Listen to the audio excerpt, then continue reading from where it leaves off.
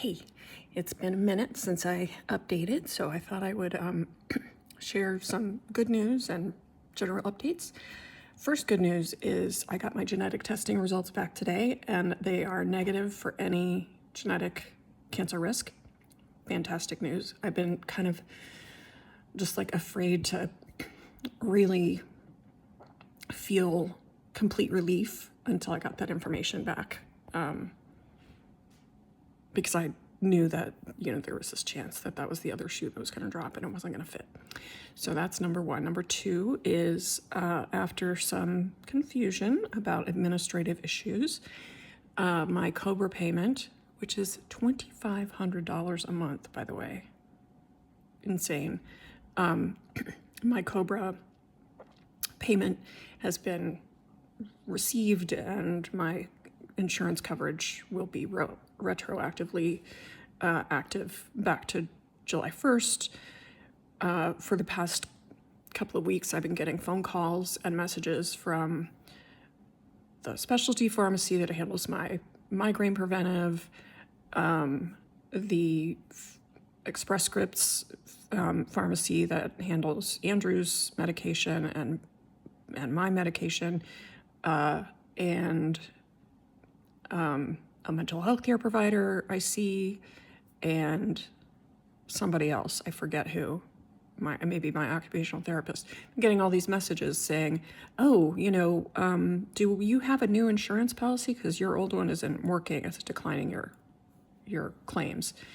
And I was like, I don't know what's going on with that. Apparently, unbeknownst to me, or maybe I just completely overlooked this, but in my COBRA separation, COBRA is Consolidated Omnibus Budget Reconciliation Act, which is an act that passes, there's new ones every year, I think sometimes more often than that, to reconcile the bills before the House and the Senate for whatever, something like that, for appropriations, congressional appropriations. But in it, one year, a while back, was a provision for continuing healthcare coverage. After you separate from your employer, you are allowed to continue the policy that you had under your employer for up to 18 months afterward. You just have to take over the premiums when the employer's coverage ends. The premiums are high, because it's the United States and we suck at health insurance. So in your separation package, you get information about how much it's going to be and when and where to send your payments and all that. And my instructions said that my first payment needed to be received by July 24th. I thought, well, that's really nice of them to give me all that time. They don't really give you all that time. Apparently, your insurance lapses during that time. And then when they receive your first payment, they retroactively make it effective back to the date that your employer stopped paying coverage. So for these few weeks, it's been a little dicey, like a little scary, because I was like, I'm not paying all this stuff. I need my health insurance. So anyway, so that's taken care of. The payments are scheduled through December, and so we're all good there. So that's two good pieces of news. Tiny piece of unrelated news. I came across a job posting a couple weeks ago that was just so exciting to me that I just was like giddy. I literally responded to the email. It's a company I followed for probably 10 or 15 years, and I'm on their email list. And so there was an email listing this job that they were posting, and it was just something, the company, the job, everything just sounded so perfect. It's 3 days a week and freelance, which is not ideal. Would I love to have, again, back to the health insurance, we suck at health insurance. Would I love to have healthcare coverage? Yes, I would. But without that, barring that, this would be amazing. And so I spent a lot of time the first that first week, like preparing writing samples and redoing my brand and like redoing my website and reformatting my writing samples so that they looked, drafting this cover letter, making some infographics because that's relevant to the job, just like poured everything I had into this application at the expense of my other, like my actual paid freelance project. Totally worth it. Got the application in a week early. Application deadline was this past Monday. And my friend Jen, hi Jen, who is more experienced at job hunting than I am by a lot, and has taken lots of classes in like networking and job development, professional development, career development, all kinds of things. She was like, you should find email addresses for the people at this company and contact them. And I wasn't able to find email addresses, but I did find the founder. There's like 5 people employed at this company. Like, it's tiny. But I found the founder on LinkedIn, and I sent him a connection just saying like, oh, I applied for this job. I'd really love to connect.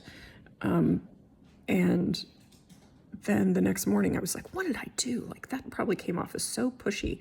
He's English. The company is based in London. I was like, I just came off as like a pushy American, whatever.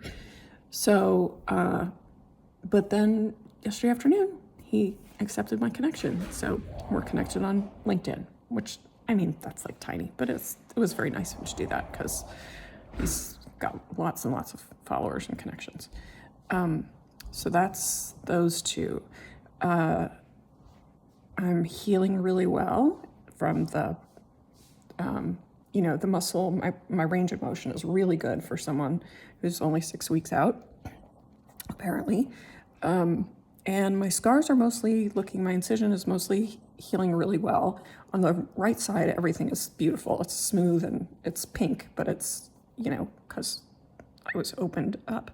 On my left side, I still have a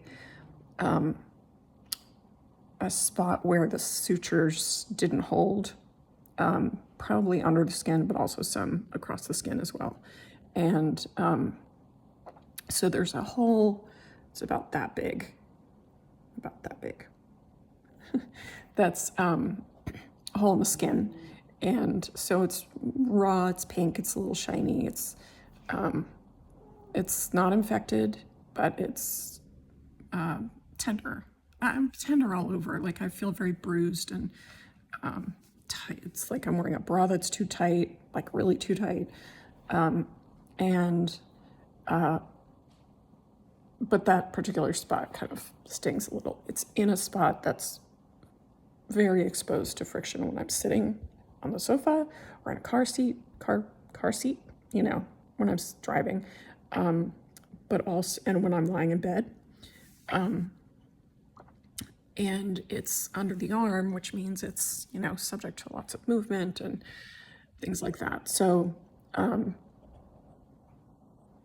so that's not my favorite thing, but, and then there's a little tiny, sliver underneath that's, also opened up a little bit, but it's scatting over, but it seems to have some fluid underneath. This is all according to my occupational therapist. I really can't see it very well. My occupational therapist, hi Cheryl, is amazing. Like, everyone at Dartmouth has just been incredible.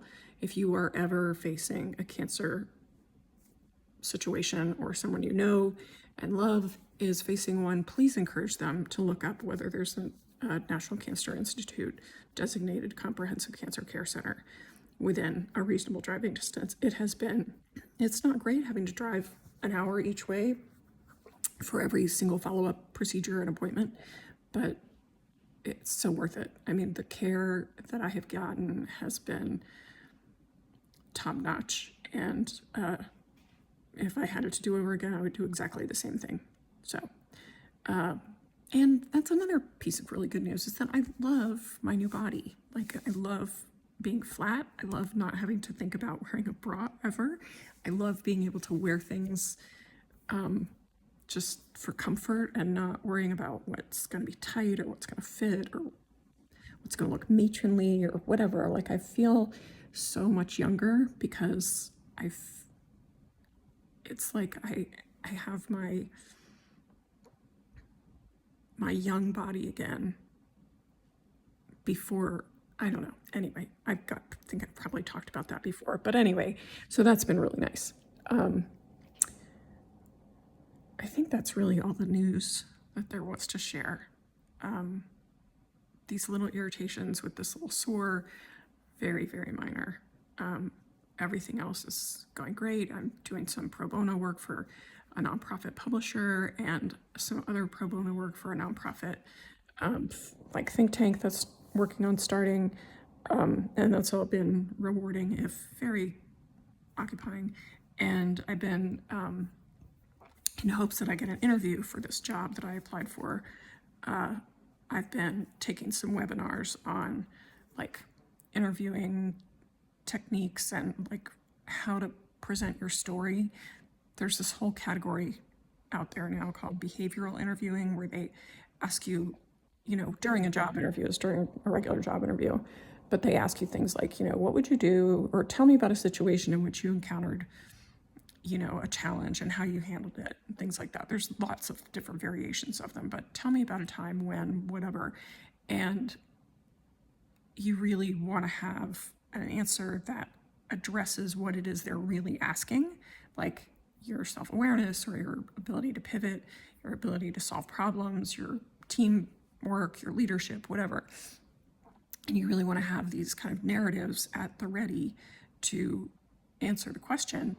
And it's hard to think of those things. And I've got 40 plus years of 42 years of work experience. There's a lot of stories. So like figuring out what stories to refine and summarize and, tell in a meaningful and helpful way has been a challenge for me. So have been taking some webinars through LHH on doing that, and those are helping. So hopefully I'll get an interview.